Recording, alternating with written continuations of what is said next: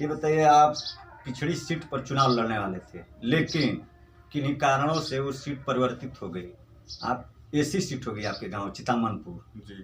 तो क्या आप किसी को चुनाव लड़ा रहे हैं? देखिए, बैकवर्ड में चुनाव लड़ रहा था ग्राम प्रधानी का, और हमारे ग्राम सभा की एक एक जनता का आशीर्वाद था और हमें पूर्ण रूप से लोग सहयोग कर रहे थे।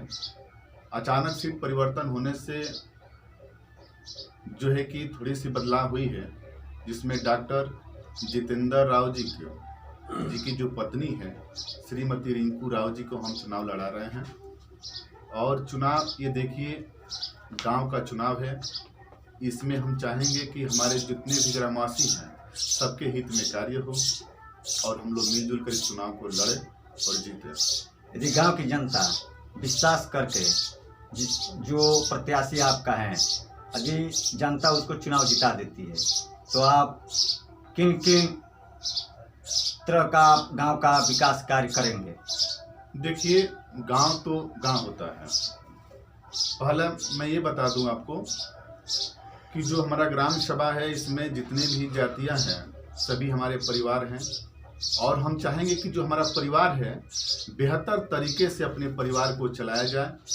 हमारे गांव में लगभग जो प्रधानी रही है, आज तक मेरे गांव का विकास 50 साल हो गया नहीं हो पाया।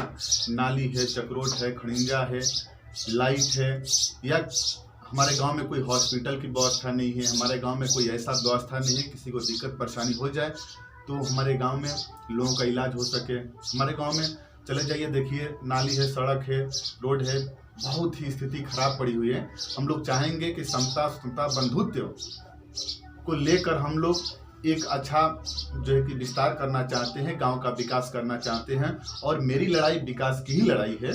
और हमारे साथ में ये भी नहीं है कि बस हम राजभर हैं तो राजभर हमारे साथ हैं, चमार भी साथ हैं, गोंड हमारे साथ हैं, राजपूत जी हमारे साथ है, ब्राह्मण जी हमारे साथ है, यादव जी हमारे साथ हैं। क्योंकि ये लड़ाई विकास की लड़ाई है और मेरी व्यक्तिगत लड़ाई नहीं है। ये गांव की लड़ाई है और गांव की जनता हमारा परिवार है और अपने परिवार की लड़ाई है। इस नाते हम लोग इस चुनाव को जीतकर अपने गांव का विकास करना चाहते हैं। गांव की जनता से क्या अपील करना चाहेंगे? गांव की जनता से मैं यही अपील करना चाहूँगा कि जो हमारी गांव की जनता है बहुत ही भोली भाली है। हमारे गांव की जनता को हमेशा ठगने का काम किया गया है, ठग कर जो है कि वोट लेने का काम किया गया है। आज तक मेरे गांव का विकास नहीं हो पाया। इस नाते मैं निवेदन करना चाहूँगा कि लोग तरह तरह के रिमर फैलाते हैं कि ये तो ब्राह्मण को गाली देता है, ये तो राजपूत को गाली देता है, ये हमको वोट नहीं चाहिए ब्राह्मण राजपूत का। तो ऐसा कुछ नहीं है।